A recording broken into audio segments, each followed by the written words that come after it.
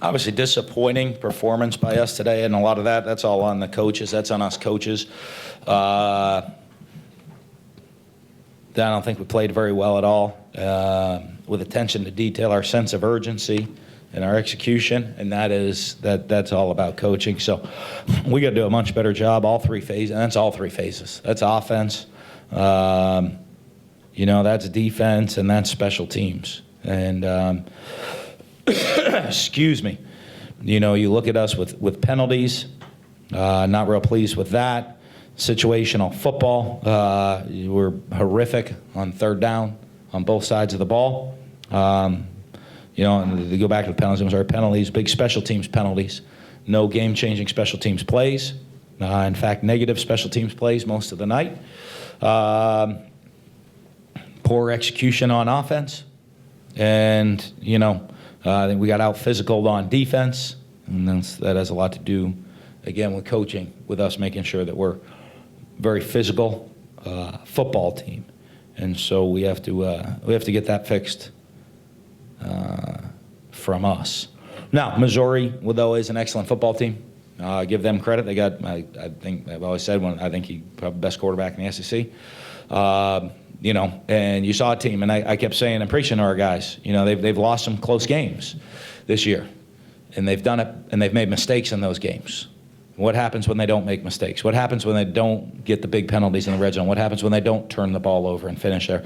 We didn't create a turnover.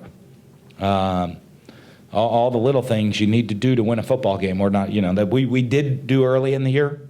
There's really not a magic wand. I know everybody thinks there is. You just follow the plan to win. Play great defense. We didn't do that. They did. Win the turnover battle. We didn't create any turnovers. We didn't turn it over either, so we didn't win the turnover battle, right? Red zone scoring.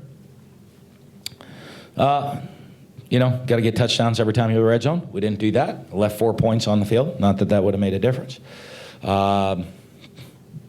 Win special teams. We didn't do that. So, if go back and, we'll sit here Monday morning in this very room. We'll put up a chart on the board of the exact plan to win, and pretty much I can tell you when we won and when we lost. You just put that chart down, you'll know the result of the game. And, we didn't do those things today. So we got to get better. But we're back here in 7 days again, and we got to come out there and get ready to perform and win a game. Dan, what is your plan at quarterback? Same as it's been all year. We'll see. We weren't moving the ball very well. I don't blame a lot of that on. Felipe missed a throw or two here, but he's also, getting hit, and we got wide guys open, and I'm looking and I'm like, what's going on? And then all of a sudden the ball sails, and you want to go, I'll jump on him, and there he is with three guys being pulled off the top of him. So. We'll see how they perform this week, and if there's a drastic change, we'll make a change. If not, we'll play with who's going to give us the best chance to win. Edgar. You stood firmly behind Felipe all year, and you said basically it would boil down to his attitude. If you did kind of bring him out, was he getting highly frustrated or anything? I don't think his attitude wasn't bad today. It was. We were behind, and I wanted to try to do something different. What we were doing wasn't working, all right? And isn't that the definition of insanity is to keep doing the same thing over and over and hoping it works as it changes. And now there's repetition and practice, but when you get to the game and we got to go we tried to, just see if something else would change a spark, We also put in Dameon Pierce on that drive. But Jordan Scarlett and P. Ryan are still going to play too. So we put in Dameon Pierce and we went right down the field and scored. So I just think that other position gets a lot more attention, obviously, than the running back position. And Kyle Trask, how do you feel he played? I thought he did okay. We'll watch the film. Did some... missed a throw or two here, but made some good throws, and got the ball out and on time, and gave our guys a chance. And for the most part, other times we didn't, but gave our guys a chance, and they made some plays. Yeah, that's okay, Dan. last 2 games, you guys have given up 19 third down conversions. Yeah. And have generated only 1 turnover in those 3 games, and that was a meaningless at the end of 1 game. Are you surprised that all this is going on defensively? Surprised is a different word. I mean, I think we have to play a lot better defense. We're not getting a lot of pressure on quarterbacks. Obviously, we know we've been pretty depleted in the secondary throughout the year, and that starts to, one of the things to me, and I'm on our guys about rolling guys defensively. It starts to wear on you, not in an individual game, but in your total reps on a whole season. Starts to wear on you. You're in the secondary and you got to start. You're playing 70 plays per game. Doesn't show up maybe in game 3, 4, 5. Starts showing up in game 9, 10, 11. That you're just worn down from the season because of the lack of depth and lack of rotation, the number of plays you're having to play. But it is. As bad as we've been on defense, we were that bad on offense, too, of staying on the field. And, just key moments of the game, we're not executing the way we need to. And, we got to make sure we'll evaluate that are we putting our guys in positions to be successful, right? I mean, they were 24 of 32 passing today. How many sacks did we have?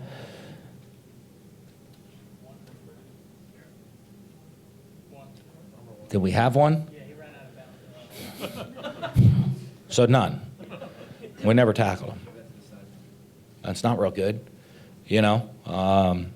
So, it's a harsh reality for us as a team. I think it's a little bit of a reality check of where we are with the guys. That, if we come out and play really well as a team in all 3 phases, we're good enough to play with anybody out there. But if we don't, we're not. We might have a little inflated opinion of ourselves, of the talent that's on the field right there with some guys. That, we have got to play all 3 phases, follow the plan to win, be the tougher, more physical team on the field, and play as a team if we want to have a chance to win a game in the SEC right now. And that's a little bit of a reality check for guys. I think we had some success. We won some tough games. And all of a sudden, you start patting yourself on the back and thinking, boy, we might have some answers. We don't. We just played hard. We played tough. Those games that we won, we played all 3 phases as a team. Played well, executed well, played hard. We're desperate on every single play. We didn't win on just because we're more talented. We won because we played as a team, and that's a little bit of a reality check that we have to get, make sure everybody understands.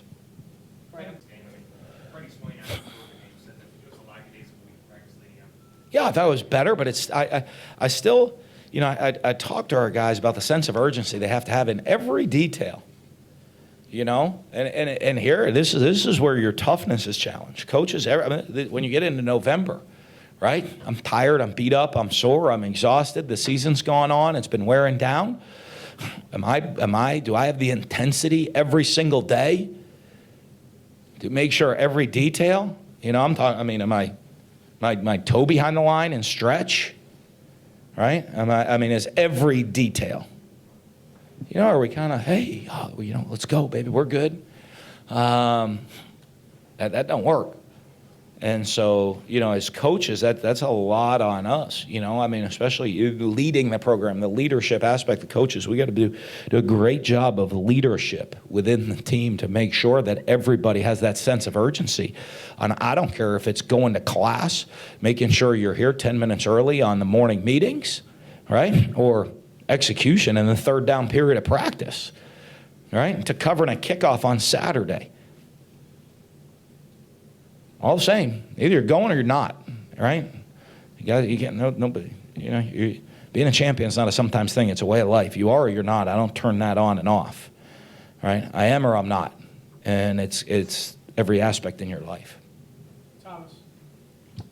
Dan, in terms of the game plan, did you feel like you had to pass the ball in this game to be able to win? Or have some success? I thought we wanted to have some balance doing it. I don't think we executed very well in the run game. Especially early on, and even plays. Boy, this should be a good-looking play right here. We have somebody fall down, or but I think we wanted to try to be balanced in run and pass. And, part of it, I thought that, they'd be aggressive to stop the run, which I thought they were. We needed to hit some shots down the field, which we didn't. Whether it was, we had a drop or two, and we had an overthrown ball or two, and then we had a protection breakdowns. And,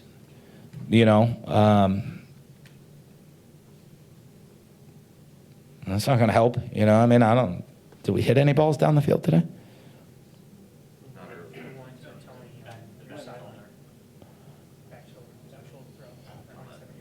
Yeah, and it was fourth quarter?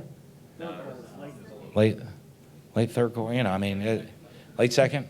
One, but we took some. We had some opportunities. We just, we didn't take advantage of it. And, if you're not hitting them, then for them, why back it? You might as well just stay right there in the line of scrimmage. Coach, what kind of stress and pressure does Emmanuel Hall put on your defense as a deep threat? Well, no, he's, great player, one of the fastest guys in the league, great receiver, and you saw he made a bunch of, they hit their down the field shots today, right? They hit their explosives. We didn't. And so, obviously, I know it's huge for them to get him back. Anytime, like I said, if you can get guys back, unfortunately, for us, we're pretty beat up on the back end, and they get, he hasn't played in a while, and you see the difference he can make on their offense. Hey, Dan, any thought to put an Emory Jones in that spot instead? No. We didn't have the package for him this week. Like I said, we're going to play him. The goal is to redshirt him at this point, and we got 3 games left in the regular season. He can play in 2. So, and plus a bowl game, so he can play in half of our remaining games. And what we've tried to do to build him, like I've done with a lot of young quarterbacks, is let him run our offense. He gets reps in practice during the week. Let him run our offense a little bit, but also have a specific package that we're going to force him into the game to go get that experience, build some confidence. Excuse me. Sorry. And we didn't have that for this game. So, but we got it. We'll have 2 of the next 4 games. And that's a cold. It's not something in my throat. So that's not going to help. Last 2 weeks, is there anything the defense have done that's kind of been similar in sort of keying in on what Felipe is good at or what he's not so good at? No, you know what? I'd love to say yes, but they're a very different defensive scheme than the team we played last week. Very different. So, I just, I never, even there, we got to do a better job offensively. I never felt like we got in a rhythm on offense all night. And never, even the drive we had, I never felt like we were in rhythm. Even when we drove the ball sometimes, it just, you call a play and it's like, whoa, what happened there? A negative yardage player is there, what happened? And that shouldn't happen. So I got to do a better job with play calling, keeping us in a good rhythm. You touched on this earlier, but how did Felipe handle it? And did you consider making the move at halftime? No. It was. I was sitting there, and Brian's like, "Hey, let's." Right now when they scored, I looked. I said, "Kyle, if they score here, I think it was putting us down 35. You're down 4 scores. I'm gonna go with Kyle and see if he can do something here. If we get a stop or we get a pick or all of a sudden, you didn't get a break. All of a sudden, we score a touchdown. Even at the end, we get the fumble return, but that was before then. But it wasn't a halftime discussion at all. Felipe handled it well. We're here to win the game. And right now we're not playing. We weren't playing well with him in the game, so let's try something different. And I know it gets a lot of attention on quarterback, but it doesn't. We're going to try some different. Why not different? We put in different guys, and see if somebody can get in there to go make a play. Kadarius Toney, I thought had a pretty good day catching the ball. We've done a good job putting the ball in his hands. I thought he did a much better job today as a wide receiver. Running the couple routes and the catch that he made. So we had him in there for a couple of good plays, and so it was more that than. Just saying, hey, we're making a change. It was more, let's see if we can get a spark. You want to play the quarterback that gives you the best chance to win. Obviously, that's been Felipe. Is there anything specific that separates Felipe and Kyle? Well, it's always been a pretty tight decision. Felipe's got tremendous arm talent, pretty good athletic ability to go run the ball, and to be honest with you, he's in practice does a good job of checking us in, getting us into the right plays, and honestly grades a little higher. Now, I will say this: Kyle had a pretty good week of practice this week. And that certainly was in the back when we decided to do it. If Kyle didn't have a very good week of practice, I don't know if I would have, maybe you just do it to see what happens. But I thought he had a pretty good week of practice. And so why not give him the opportunity to see what he can do? So Van Jefferson had 15 receptions, 4 catches. Was that part of the game plan going in to get the ball to him that much, or would you like? Yeah, we were trying to get him the ball. He had 15 what? Targets. Yep. And 4 catches. Is that something you kind of want to see the team maybe spread the wealth a little more, or is that? Well, part of our plan was to get him the ball. We thought that they were going to create some matchups to get him the ball, and I told him going in we were going to try to get him the ball some, and it was something we wanted to attack. Obviously, I didn't have that number in front of me, but that's pretty poor execution of that plan. How do you? I know we were focusing on the quarterback a lot here, Yeah. but how do you bring back a guy's confidence? I mean, have you been in the situation? Felipe ran into this last year, and then it just kind of. Well, here's the thing: is all that matters is that the people in the room, people in this building, know what's going on. Hate to call you all out, or the fan. You're not there all the time. You know what I mean? You're not there at early morning meetings and putting in the game plan and watching practice and going through the film and what's the game plan and executing the game plan. And I know our fans aren't there for all of that either. So it's the one big thing I tell them. Everybody's going to have some good days and some bad days, and he does some really good things. Today, like I said, I'm certainly not here pointing the finger that he was terrible and we didn't pull him because he was terrible. We pulled him because the offense wasn't moving and we wanted to see if somebody else could get it done and put Kyle in, not because of his individual personal performance. I'm looking and, we got to protect an awful lot better. I watch their quarterback. We had how many sacks? And our guy's getting, on slants is getting, he's catching it, throwing it, and getting lit up. That's not very good. You can blame the quarterback what you want for that, but there's a lot to go around. And you said that you were eager to see how your team responded to the Georgia loss, and a lot was still to play for. Still is. What is your assessment going forward, and just? Still a lot. I want to see, we get a great opportunity to see where we're at as a program right now. More than just as a team, also as a program. When things get tough, how are we? All right? This is when you got to buckle down and the toughness comes through, right? We got 3 more games to go play here in the regular season. Then we get a bowl game, and we get to go see what we're all about as a team.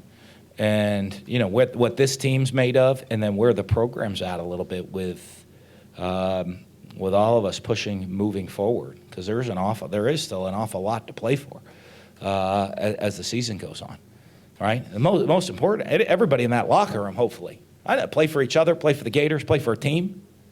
But I'd be really disappointed if people don't want to play for themselves. They keep score. Someone wins and someone loses. Okay? I don't care what we're doing. You want to thumb wrestle me right now, I'm going to kick your ass. You know what I mean? If you want to come on up, I got you. Right? You want to go run stadiums, I'll kick your ass. You're going to keep scoring, someone's going to win and someone's going to lose, I want to beat your ass. If we don't have that attitude in the locker room, you got a problem. What are you doing? There's a lot to play for. Namely, you put the ball down next week and someone's winning, someone's losing on that field. If that ain't enough, boy, never mind representing too. You got to represent the Gators. You have pride in the university. You have pride in the program. You got seniors playing their final games coming up. There's a lot. But that individual, either you're a competitor or you're not. That's all I need. All right? That is all I need. And certainly, I hope that rubs off, and that's the attitude of every single guy in the locker room. Well, that was a pretty good wrap-up by me right there. Shoot.